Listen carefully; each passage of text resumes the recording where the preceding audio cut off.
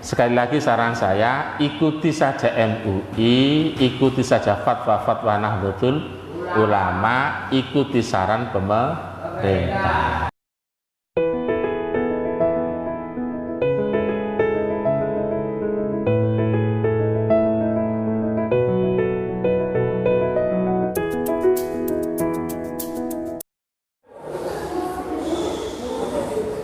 Assalamualaikum warahmatullahi wabarakatuh. Bismillahirrahmanirrahim. Alhamdulillahirabbil alamin wassalatu wassalamu ala asyrafil anbiya'i wal mursalin sayyidina wa maulana Muhammadin wa ala alihi wa sahbihi ajma'in. Qala al-musannifu rahimahullahu ta'ala wa nafa'ana bihi wa bi ulumina ajma'in.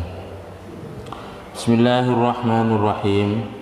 As-sinful khamisu utawi golongan kang nomor 5 iku ar-riqabu riqab budak lil ayatil karimah wa hum utawi riqab iku al-mukatabuna kawula mukatab di anna ghairahum kana sak temene liyane mukatab iku minal arqa'i saking pira-pira kawula la yamlikuna kang ora miliki sapa ghair fayudfa'u mongko den bayar ilaihim maring ghair apa ma barang yu'ayyinuhum kang nulungi apa ma ing mukatab alal idki ing atase kemerdekaan bisyarti ayyakuna kalawan syarat yen ta ana iku mau sepertane mukatab apa ma barang bakia kang tetep apa ma binujumi kalawan cicilane mukatab wa yusyaratulan dan syarataken apa kaunul kitabati anane akad mukatabah iku sahihatun sah wa yajuzulan wenang apa sarfuz zakati nasarufaken zakat ilaihim maring mukatab qabla khululin najmi ing dalem sadurunge tekane sumayane cicilan alal ashahi ing atase kol kang sah wala yajuzulan ora wenang apa sarfu dzalika nasarafaken mungkono-mungkono zakat ila sayyidihi maring gustine mukatab illa bi idznil mukatabi kejaba kelawan idine mukatab lakin intafa tetapi lamun bayar ila sayyidi maring sayyid sakota mongko gugur anil mukatabi saking mukatab bi qadril masrufi kelawan kira-kirane perkara kang den tasarufakan ila sayyidi maring sayyid li annaman krono saat temene wong ada kang nekani sapa man dina ghairihi ing utange liyane man bi ghairi idnihi kalawan liyane idine ghair baraat mongko lebaran apa zimmatuhu tanggungane ghair wallahu a'lam. Bagian yang nomor 5 itu budak walaupun sekarang tidak ada, golongan ini sekarang sudah tidak ada karena perbudakan itu sekarang tidak ada. Namun demikian tetap ini menjadi salah satu golongan yang berhak menerima zakat. Budak mukatab itu begini, kalau ada orang punya budak, dia bilang sama budak itu, kamu bisa bebas dengan catatan kamu bisa bayar uang berapa? 2 juta umpamanya. Maka kemudian budak ini datang ke masjid atau kepada amil zakat, dia bilang, saya budak mukatab, saya bisa merdeka kalau saya bisa membayar uang 2 juta kepada apa namanya, tuan saya, pemilik saya, tuan atau pemilik. Maka budak ini disebut mukatab karena dia dijanjikan merdeka kalau sudah bisa menebus harganya yang 2 juta tersebut. Itu budak mukatab. Memang budak itu macam-macam.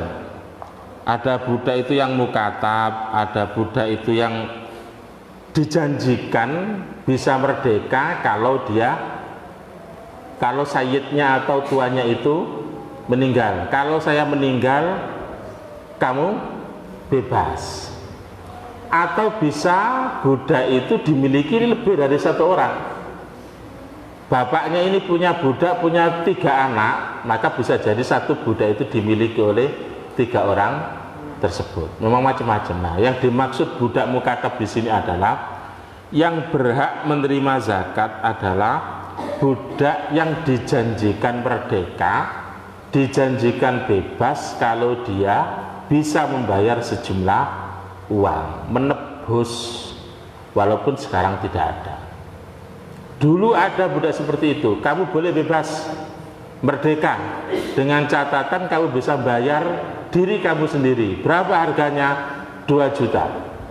Nah, ini disebut budak mukatab dan dia berhak menerima zakat. Kalau dia datang ke amil ke masjid, maka dia bilang saya mukatab, berapa? 2 juta. Dikasihlah uang 2 juta supaya budak ini bisa bebas dan merdeka, tidak menjadi budak lagi. Itu namanya budak mukatab. Tetapi sekali lagi sekarang sudah tidak ada perbudakan. Orang yang bekerja tentu bukan budak. Budak itu bekerja dan tidak digaji.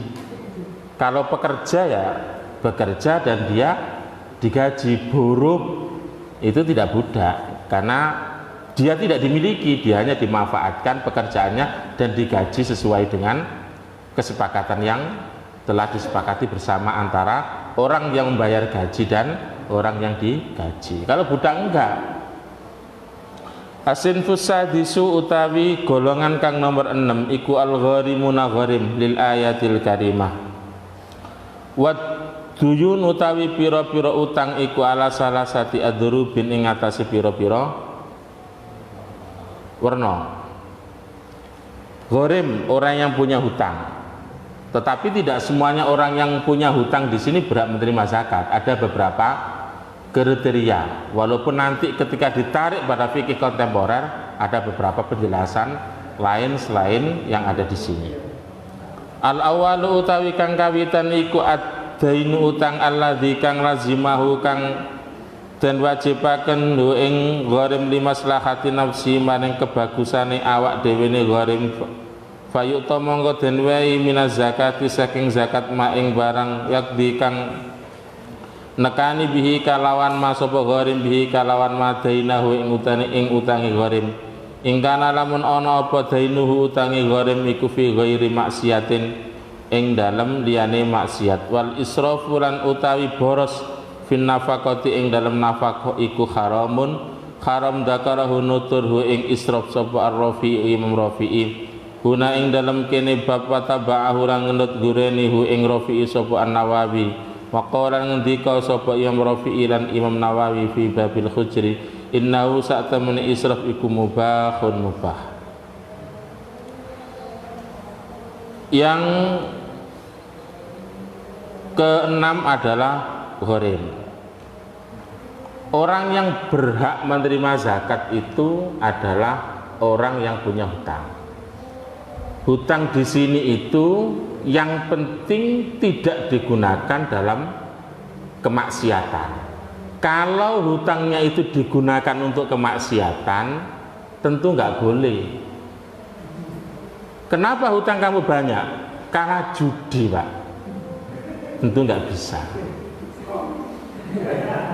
Bangkrut karena dia kalah judi. Maka orang ini tidak berhak menerima zakat karena hutangnya dalam kemaksiatan.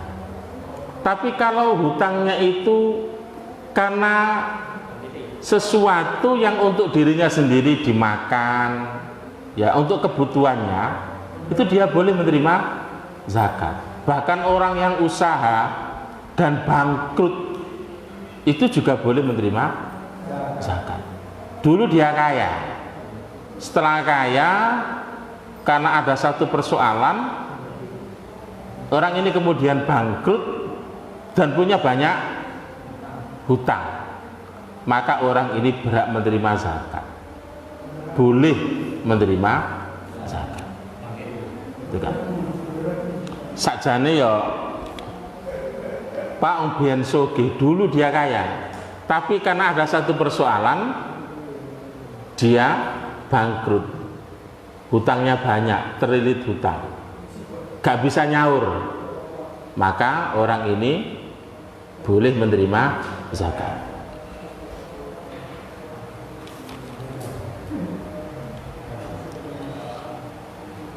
Wa qala fi wa yusaratu lan dan syarataken alla yakuna yen ta ora ana indahu iku ana sandingi gharim apa ma barang yakdi kang nekani sapa gharim minhu saking madainahu ing utangi gharim. Kalau dengan syarat juga dia ini nggak punya uang, nggak punya barang yang digunakan untuk nyaur membayar hutangnya. Selagi dia punya uang untuk membayar, tentu orang ini masih belum berhak menerima zakat. Dia duit, maka walaupun dia punya hutang, punya barang yang bisa dijual untuk membayar hutang, dia nggak berhak menerima zakat. Tapi kalau dia nggak punya uang, nggak punya barang untuk digunakan membayar hutangnya, nah baru.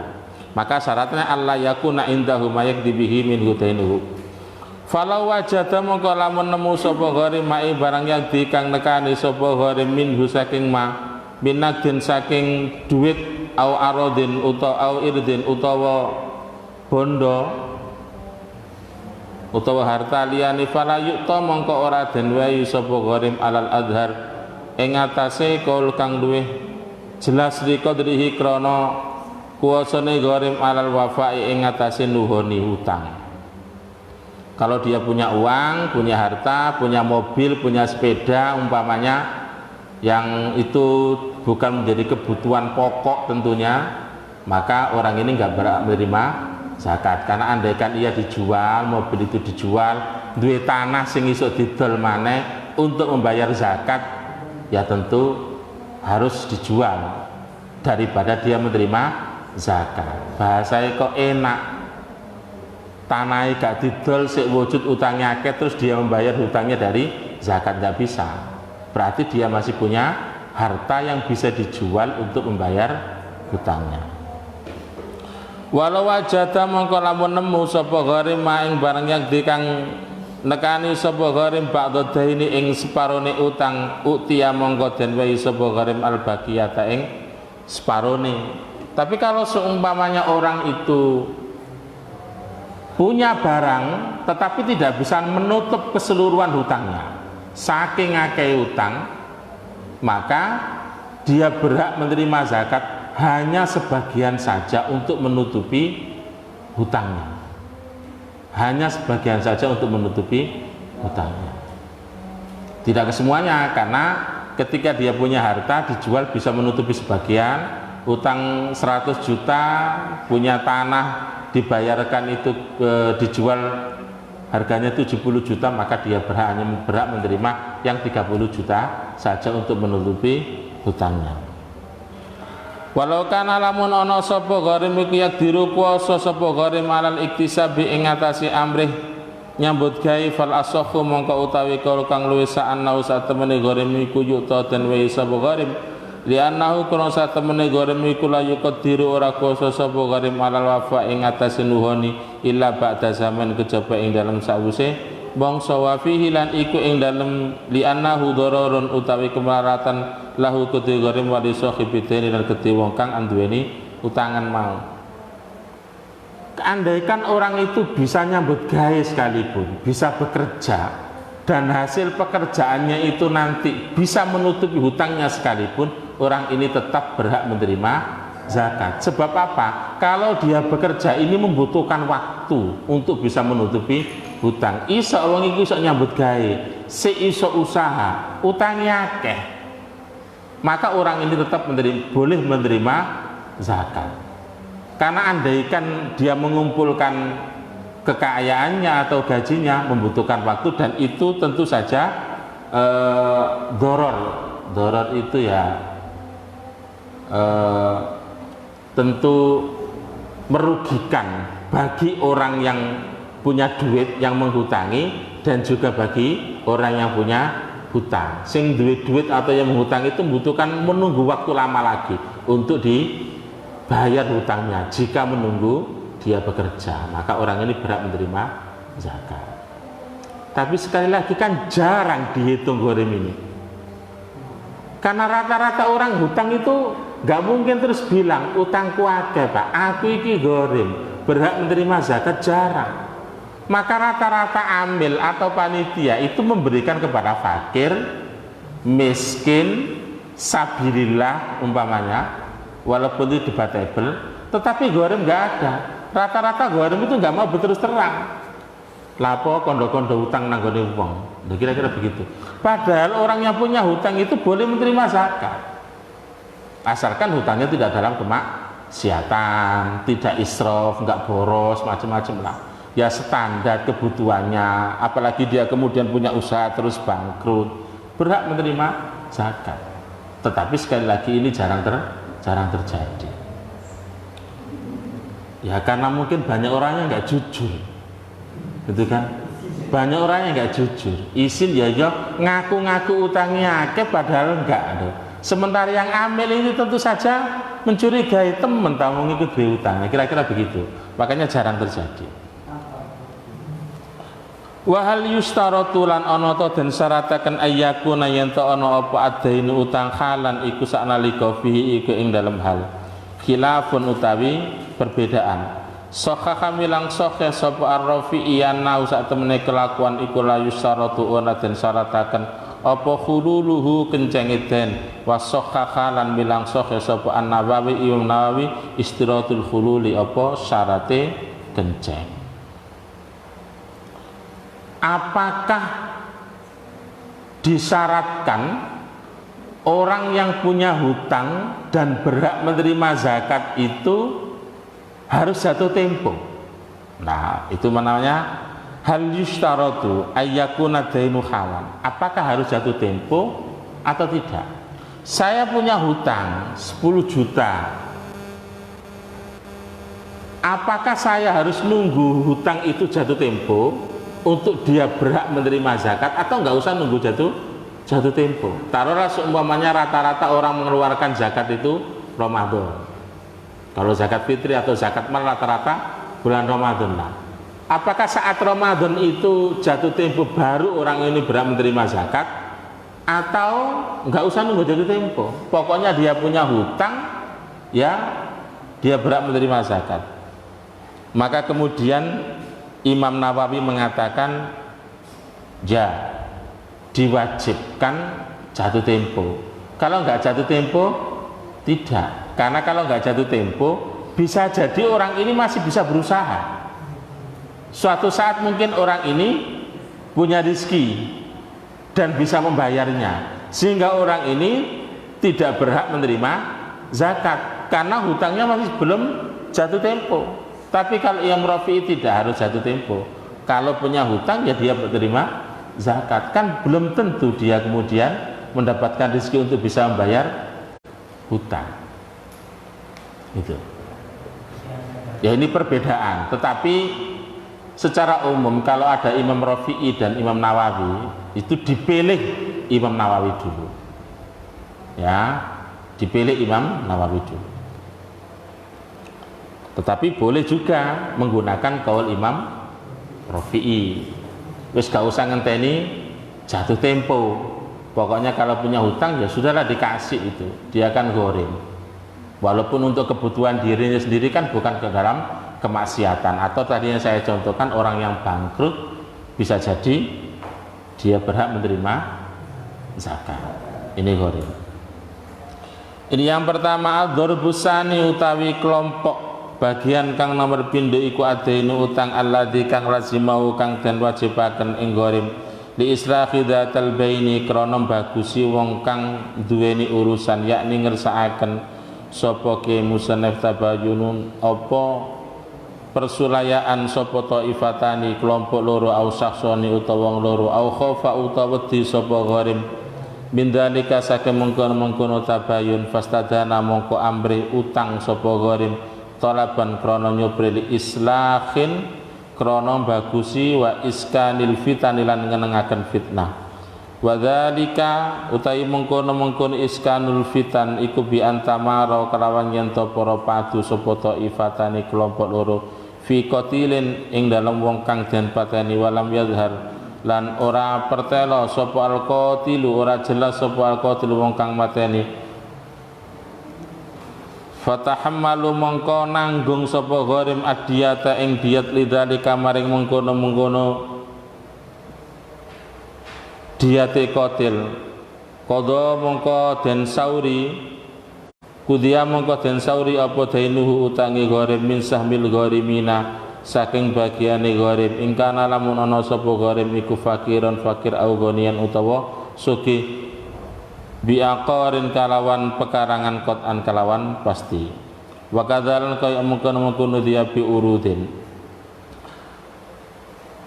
wa kadzalan kaya mungkon dia ingkana lamun ana sapa gharim iku gonian sugih binaktin kalawan bondo ala sahih ing atase kaul kang luwih sahih. Atau bagian yang kedua, orang yang berhak menerima zakat adalah gharim yang posisinya dia mendamaikan dua orang. Contohnya begini, dua orang ini saling berselisih, ya, dua orang saling berselisih. Siapa yang membunuh seseorang, ya, maka kemudian ada orang yang ketiga nanggung sudah, nggak usah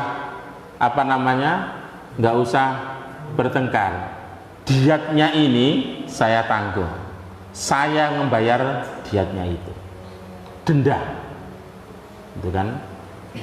Maka orang yang menanggung diat itu karena mendamaikan dua orang itu berhak menerima zakat, berhak menerima zakat. Itu yang kedua. Atau menyelesaikan dua persoalan lah, sing kene yang terkait dengan uang, kemudian sudah gak usah rame-rame, saya yang nanggung uang itu, ya, maka orang yang menanggung ini berhak menerima zakat. Dan zakat itu diambil dari sahmul ghorimin atau bagiannya ghorim, dia berhak menerima zakat itu.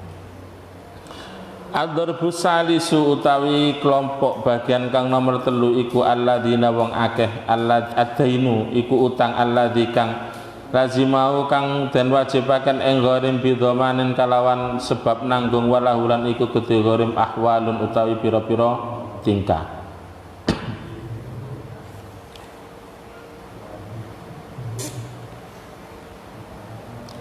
Akhaduha utawi salah sijine ahwal iku ayyakuna yen ta ana sapa adzaminu wong kang nanggung wal madmunu andulan wong kang den tanggung iku muksira ini iku wong kang melarat karone fayuta monggo den wehi sapa adzaminu wong kang nanggung mak ing barang yakdi kang nekani sapa dhamin bihi kalawan ma'adaina ing utang.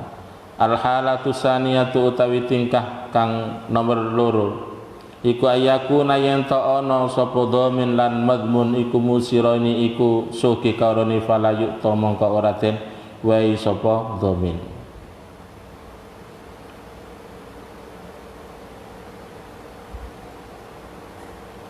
Ada orang hutang, kamu hutango nanti saya yang nanggung, aku sing nyaur. Atau ada orang yang punya hutang, kemudian orang yang punya hutang ini ditanggung oleh orang lain. Gak usah elok-elok, saya yang membayar hutang kamu. Maka orang yang domin, orang yang menanggung hutangnya orang itu boleh menerima zakat dengan ketentuan. Yang pertama, jika orang yang ditanggung dan orang yang menanggung hutang itu sama-sama miskin, maka orang yang menanggung boleh menerima zakat.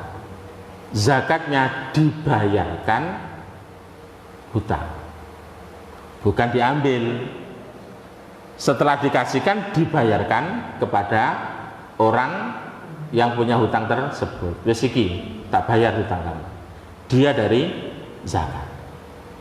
Tetapi kalau seumpamanya orang yang ditanggung dan orang yang menanggung itu kedua-duanya kaya, punya uang, punya perusahaan umpamanya, tentu orang ini nggak wajib menerima zakat. Ya pensiunnya ndablek gak bayar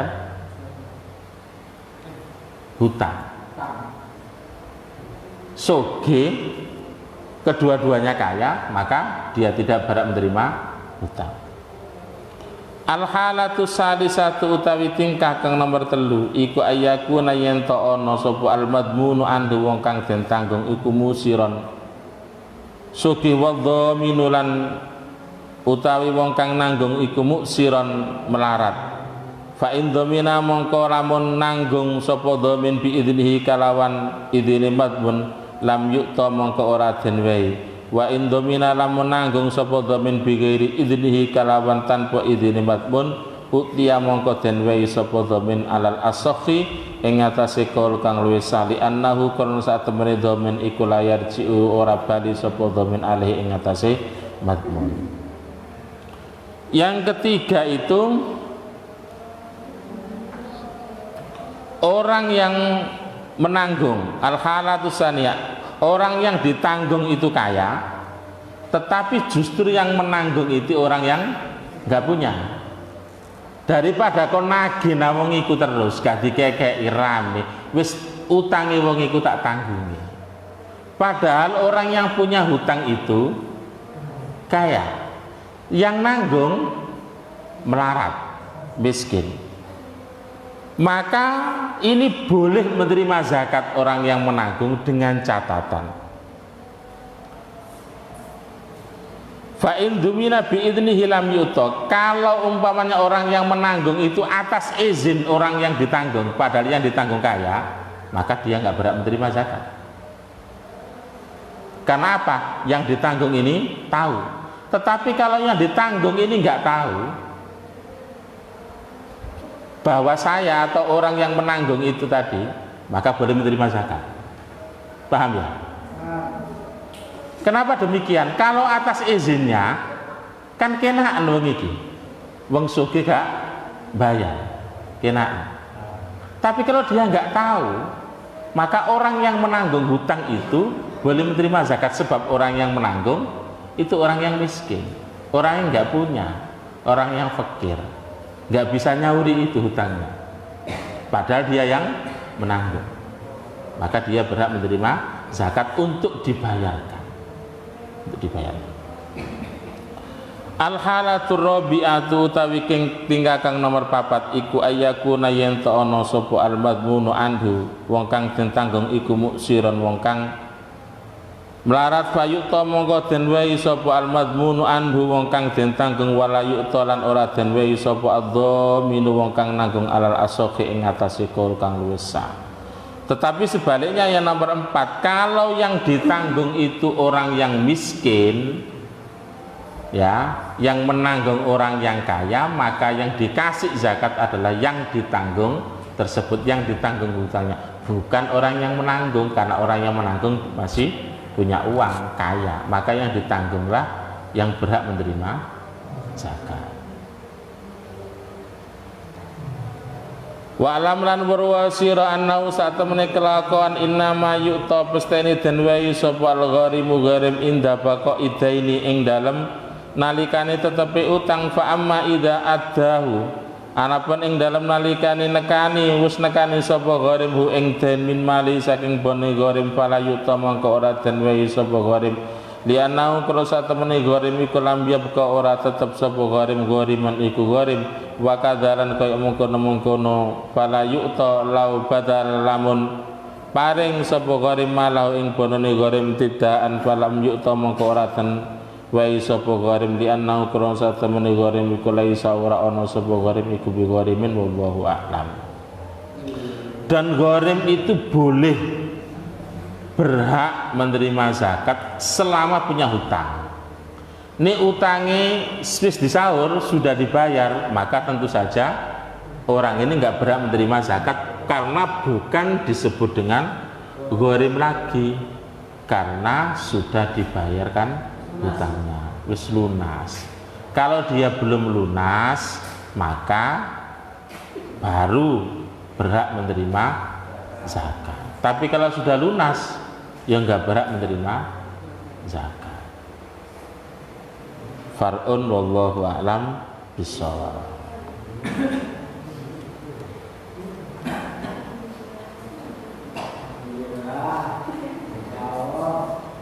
Ada yang tanyakan tak? Ya. Yang pertama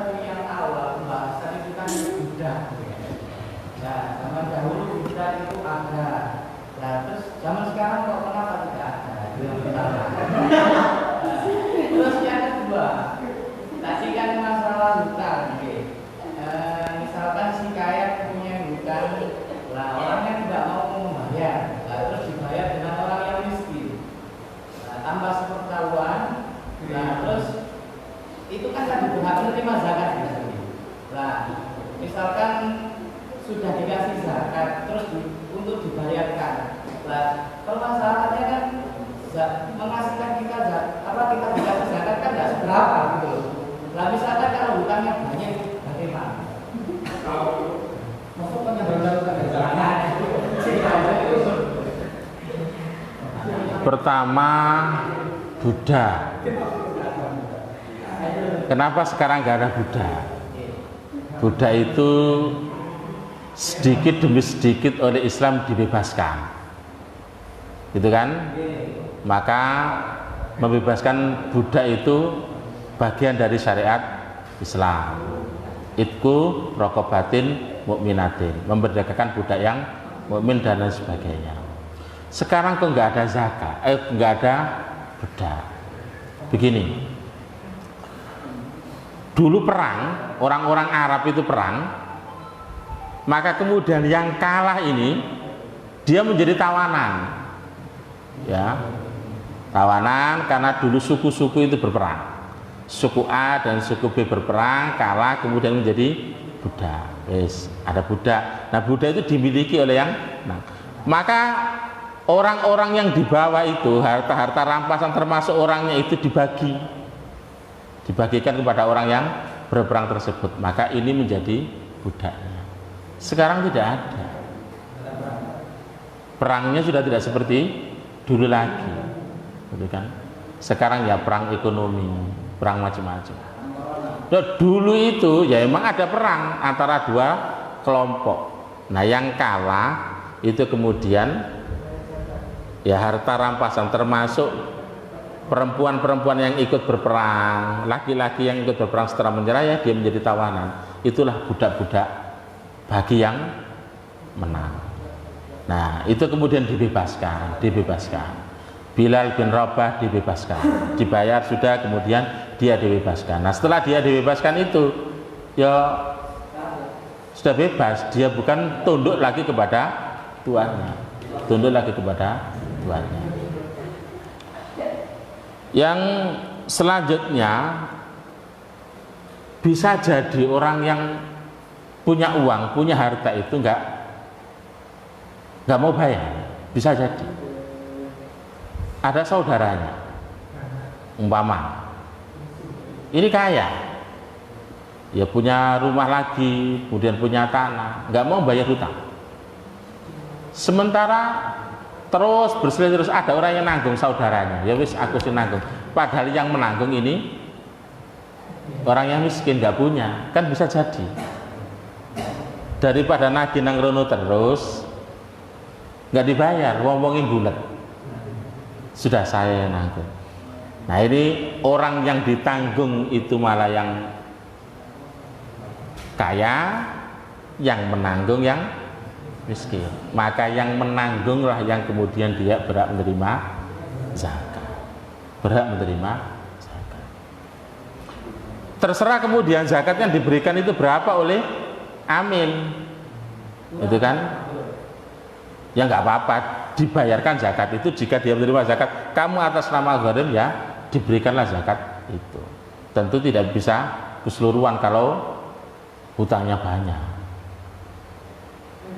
Utangnya ratusan juta kan tentu nggak bisa semuanya. Lah entek dongane gharim ikut dok, liane gak kebagian. Padahal intinya zakat itu untuk membantu. Maka siapa yang dibantu? Satu, orang fakir. Dua, orang miskin. Kan begitu kan? Yang ketiga umpamanya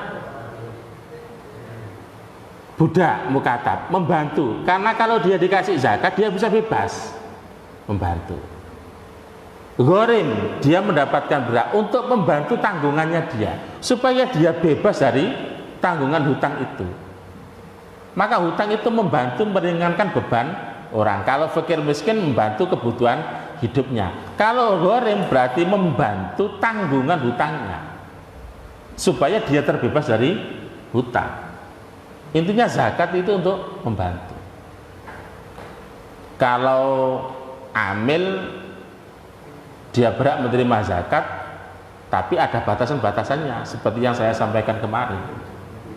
Dan dia berhak menerima zakat itu karena dia petugas mengambil zakat kemudian membayarkan kepada orang yang berhak. Maka dia berhak menerima zakat sesuai dengan ujratul misli, itu kan, gajinya rata-rata tiap hari orang itu bayarannya berapa, yaitu supaya nggak dirugikan, itu kan, supaya nggak dirugikan.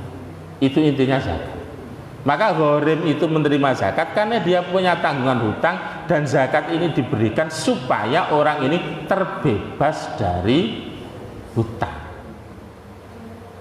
Tapi sekali lagi, selama ini yang saya tahu, jarang orang itu yang menerima zakat dari kelompok gharim, karena rata-rata orang yang punya hutang itu enggak terus terang, malulah. Atau bisa jadi andaikan dia terus terang, yang diberitahu ini belum tentu percaya. Aku utangku akeh, iki tak gawe ngene, tak gawe ngene, tak gawe ngene. Aku yo nanggung utange wong iki kok ngene-ngene. Terus kira-kira percaya ta wong? Kan enggak semudah itu percaya. Karena enggak semudah itu percaya, itu kemudian gharim ini jarang dikasih. Padahal boleh. Orang yang bangkrut itu secara hukum fikih boleh menerima zakat selama kebangkrutannya itu memang untuk usaha, bukan untuk kemaksiatan. Kalau judi, sekali lagi yang saya sampaikan tadi, tentu dia nggak berhak menerima zakat. Bangkrut omai didolan ditelapo judi, itu berarti bisa. Paham ya? Nah, apalagi hutang-hutang yang riba, yang kejebak riba dan lain sebagainya, itu ditolong zakat agar dia bisa menutup hutangnya dan tidak kemakan riba lagi. Ada yang lain? Kan baru orang yang lembaga ya. Kalau yang ya orang hutang ya. Kalau yang mempunyai hutang itu sebuah lembaga, tapi juga berat menerima zakat. Bukan. Tidak bisa. Orang di sini.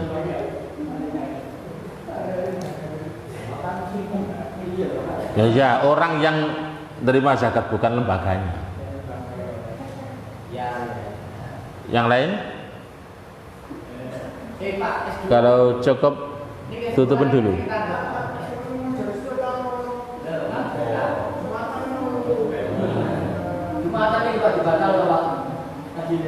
Gini, saya beberapa kali menerima WA tentang itu.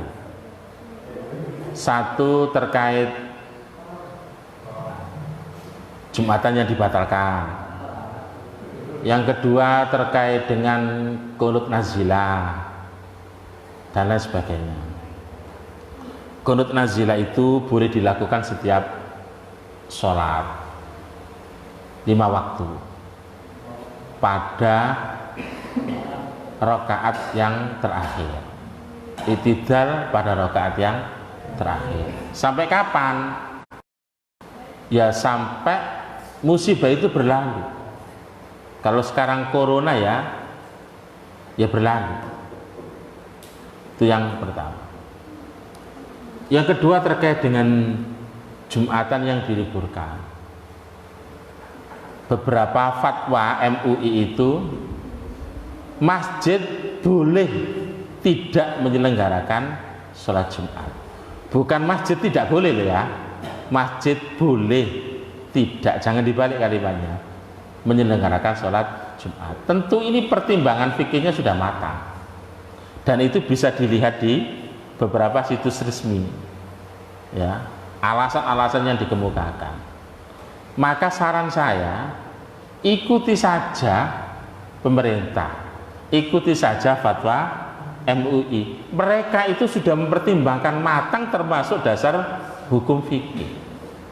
Kalau kemudian masjid itu tidak menyelenggarakan karena dianggap nanti kalau menyelenggarakan itu mudaratnya banyak, ya bisa jadi memang demikian.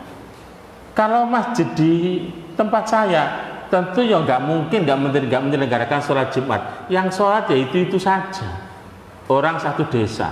Tetapi kalau masjid-masjid umum, masjid jami, ya masjid agung, yang orang datang dari mana saja nggak terdeteksi, maka bisa jadi kalau satu orang itu membawa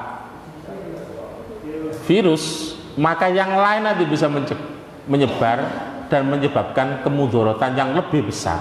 Maka kemudian menyelenggarakan sholat masjid itu ditiadakan untuk mencegah kemudaratan yang lebih besar. Itu dasar hukumnya sudah banyak. Silakan nanti dilihat lah, saya nggak hafal tentunya.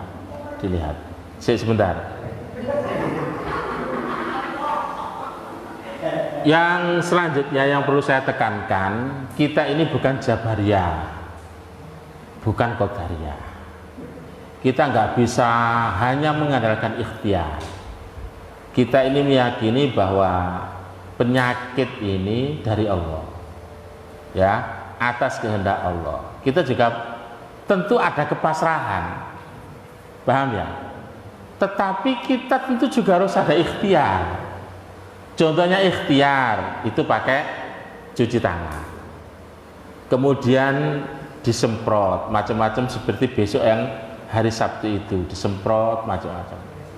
Orang sholat pakai jarak 1 meter, kemudian tidak salaman seperti yang tadi saya sampaikan umpamanya. Itu hanya ikhtiar sebagai manusia. Tentu setelah ikhtiar itu kita pasrah kepada Allah. Ya, inilah kemudian ahlus sunnah wal jamaah. Yo pasrah nang pangeran iya. Meyakini bahwa itu dari Allah Subhanahu wa taala, tetapi juga harus ada ikhtiar manusia. Sekolah diliburkan itu ikhtiar. Cuci tangan itu ikhtiar. Nyemprot itu ikhtiar. Jarak 1 meter itu ikhtiar. Salaman tidak salaman itu ikhtiar. Ikhtiar manusia saja. Kemudian makan makanan, mengurung diri di rumah tidak keluar, itu juga bagian dari ikhtiar manusia. Tapi tentu saja semua itu kita pasrahkan kepada Allah setelah kita berikhtiar. Sekali lagi saran saya, ikuti saja MUI, ikuti saja fatwa-fatwa Nahdlatul Ulama, ikuti saran pemerintah. Mereka sudah mempertimbangkan kemungkinan-kemungkinan dan dasar hukum fikih. Jangan kayak yang di video-video itu ngelawan itu. Jumatan kok nggak boleh, saking kolotnya orang, koyok-koyok. Nah, kira-kira begitulah. Janganlah seperti itu. Ya, kita ikuti alasan pemerintah. Memang beberapa masjid tidak menyelenggarakan sholat Jumat. Tapi kita mau apa kok bahas corona? Cukup. Assalamualaikum warahmatullahi wabarakatuh.